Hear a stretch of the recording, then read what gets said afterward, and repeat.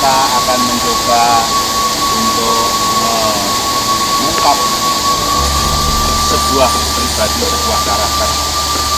Bagaimana kita akan menjadi orang yang biadab ataupun beradab hanya dengan melihat bagaimana kita memperlakukan sampah.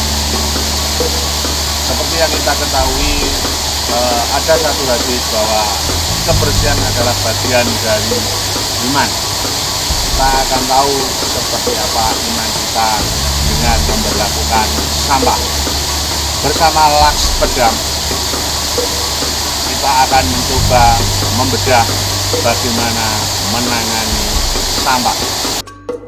Lembaga Ketahanan dan Pemberdayaan Sumber Daya Manusia NU Kabupaten Klaten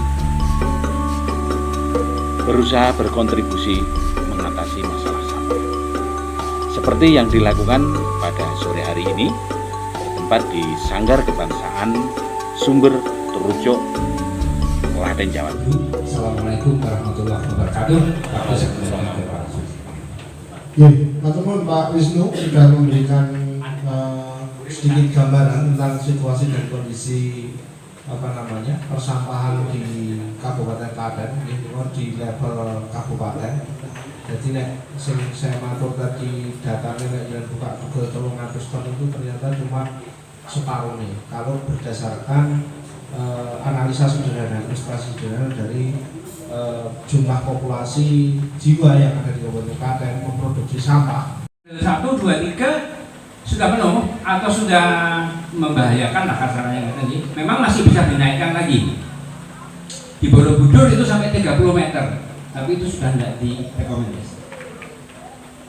Lalu bagaimana?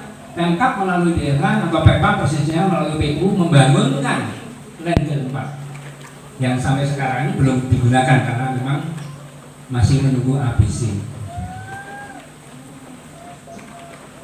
Itu satu permasalahan. Kita menangani kurang lebih 300, yang 300 dikelola oleh masyarakat dengan caranya sendiri. Wonten ingkang tasih pun lebetaken bolongan ageng, wonten ingkang lebetaken saluran ageng ingkang wonten toyanipun. Nggih to panjenengan istilahipun nawi Pak nggih menika digua persen menika napa? Dari 100% sampah dari 500 ton itu kira-kira yang 50% sampah itu sampah organik. Menawi sampah organik ini kalau menjadikan tahan di rumah dengan dibikin Pak Biono mesti ahlinya itu kompos, kemudian dibikin pupuk organik. Bukankah yang 50% tentang isu lingkungan? Yang kedua adalah ormas yang menyelenggarakan acara sudah ini kan Lakos dan NU. Nah ini perlu otokritik saya sebagai warga NU. Di antara semua program kebijakan pemerintah yang berkaitan dengan isu lingkungan, kenapa NU memilih isu konstruksi tambang daripada isu persampahan? Ini kan juga patut kita pertanyakan, bagaimana komitmen organisasi yang sebesar ini untuk berpihak kepada jamaahnya paling tidak, karena jamiahnya juga tidak berpihak kepada jamaahnya sendiri. Nah, inilah bentuk kebijakan-kebijakan yang ketika akhir dari kebijakan itu adalah di desa yang akan repot. Kalau kita katakan bahwa sumber utama sampah apakah keluarga? Bapak Ibu sepakat tidak? Sumber utama sampah apakah rumah tangga? Kalau saya tidak sepakat, kenapa? Sumber utama sampah itu adalah produsen utama. Kenapa sampah itu banyak? Karena tidak ada kebijakan untuk membatasi produksi. Kalau kita mempelajari pola ekonomi yang ada di dunia, pasti uji coba pasar pertama itu ada di Indonesia. Produk apa wae nek payu didol ning Indonesia bakale payu didol di negara lain. Yaitu maka dari itu kami katakan bahwa sampah itu bukan sebenarnya rumah tangga. Rumah tangga sekarang untuk bertahan hidup saja dengan penghasilan yang ada itu sudah berat. Karena apa? Biaya ramah lingkungan itu sangat tinggi. Coba sekarang Bapak Ibu beli produk-produk yang ramah lingkungan, sedotan yang kertas itu satu sedotan berapa? Bisa 2000-an. Dan saat ini tumbas sedotan plastik, rongai atau sak wadah nih Pak. Nah itu makanya kita mengatakan bahwa ramah lingkungan itu sangat mahal ada di desa.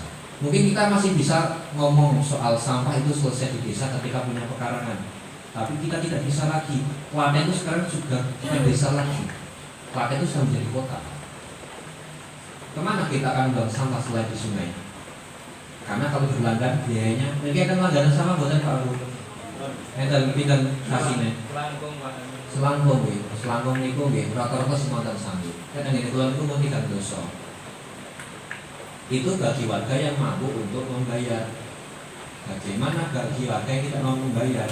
Akhirnya cara terakhirnya adalah kami tidak mampu membayar iuran sampah, tapi kami juga perlu membuang sampah karena sarana hidup kami yang bisa kita gunakan itu adalah yang paling murah itu yang menimbulkan sampah itu. Nepangaken asmanipun. Nama saya Sutanto dari Ceper. Pengalaman saya tentang sampah ya. Memang kalau sampah itu gak ada habis-habisnya kalau dibicarakan. Sulit sekali untuk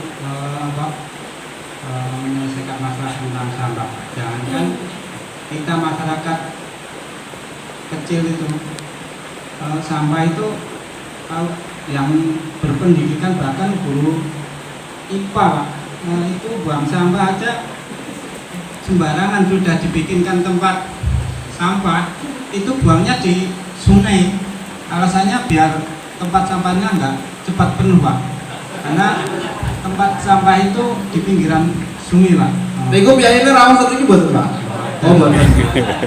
Nah, untuk pengalaman saya pribadi Pak, khusus keluarga saya itu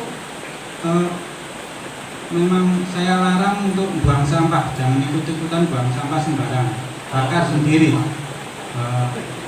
Untuk yang bahkan saya pernah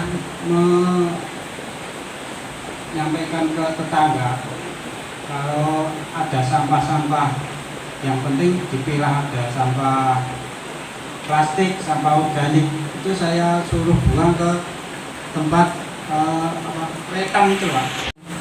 Tong itu yang tong plastik yang bentuknya kurang lebih ya 20 literan Pak. Jadi itu dibuat sedemikian rupa untuk mengurai sampah, misalnya makanan dari dapur, baik daun-daunan. Nah itu nanti prosesnya keluarnya menjadi pupuk cair. Dulu demplotnya itu ada di RT 7 sebanyak kurang lebih 30 juta. Tapi kenyataan sampai sekarang Banknya sudah hilang kan? Semangatnya ya. Oh semangatnya. Gini. Lagi niku bank sing paling cepat perusak niku bank sampah niku. Bank liyane niku tambah gede-gede. Napa meneh niki bank Sulis niki tambah gede 13 sira metu-metu. Niki nek kesuwenten niki kula niku nggih pegel nggih. Nggih, matur nuwun Bu Sumarni. Monggo Pak Wisnu Mas Sabek silakan boleh memberikan komentar tanggapan khususnya terkait dengan sosialisasi dan bagaimana membagi semangat. Pak Suryono juga, Pak Kadis, dan saya memang ini di samping perawatan Sukorejo memang kalau pengen belajar bisa di Sukorejo KWT-nya. Memang ada 30 KWT yang jalan baru 8, nggak apa-apa, tapi sudah jalan. Kelembagaan Pak, yang ketiga memang harus butuh duit. Alhamdulillah kalau di Sumber Selawe itu sudah bagus. Iya Pak Sariki. Kemudian yang terakhir, yang keempat adalah panjangkuyungan kita semua. Panjangkuyungan kita semua. Yang kelima adalah teknologi. Ya ini mestinya Pak Wardiono bisa terlibat banyak kalau di Sumber. Bagaimana mengolah sampah organik menjadi pupuk organik dan kemudian menerapkan penggunaannya di sawit. Kalau dengan habis buktinya aman nanti kita lihat bersama-sama. Tapi ini dalam proses OTW ini Pak. OTW. Tapi jangan khawatir, alat ini hanya kira-kira akan BSN niku lagi diumbul kemarin kalau nggak salah di menjelang Ramadan kemarin baru pertemuan, teman-teman punya program unggulan untuk Bank Sampah Nusantara, Bank Sampahnya NU, itu akan masuk sampai sekarang baru disusun untuk sosialisasi sampai tingkat wilayah dan tingkat cabang nanti. Karena saya dulu pernah jadi konsultannya LPBI NU, teman-teman. Jadi waktu tahun 2019 sampai 2021 di akhir kepengurusan Kiai Said, dulu LPBI NU pusat itu dapat dukungan pendanaan dari kedutaan Inggris dan Australia karena mereka agak wow gitu dengan inisiasi yang dilakukan oleh teman-teman Fatayat dan Muslimat waktu itu ya di Jakarta, di daerah perkotaan. Bagaimana mereka mengelola bank sampah sehingga akhirnya mereka membuat MOU untuk pengelolaan sampah lebih baik, dan itulah yang menjadi cikal bakal Bank Sampah Nusantara yang semoga itu nanti segera disosialisasikan, didorong untuk bisa diberdayakan sampai di tingkat kecil ya. Jadi monggo secara organisasi tadi saya sampaikan sedikit informasi. Nahdlatul Ulama mengharamkan membuang sampah sembarangan. Jadi misalnya di perawatan tadi contohnya sampai memberi sanksi itu luar biasa sekali pastinya. Mas Pego nanti bisa dicontoh karena Mas Pego ini Mas Habib niku sawahe persis samping kali. Jadi dia ini saksi kunci sebetulnya oknum-oknum pembuang sampah itu. Itu bukan ngapunten Pak Bu, lek buang sampah itu ramai kersekan semene-mene iki yo. Sak bagor itu. Sak esku. Jadi saya sering kalau main ke rumahnya dia tiba-tiba pokoknya kalau ada yang naik motor pelan-pelan dan menjelang jembatan itu pasti mau menurunkan barang tumpangannya itu. Oke? Jadi kira-kira itu Ibu Bapak sekalian, semoga ini nanti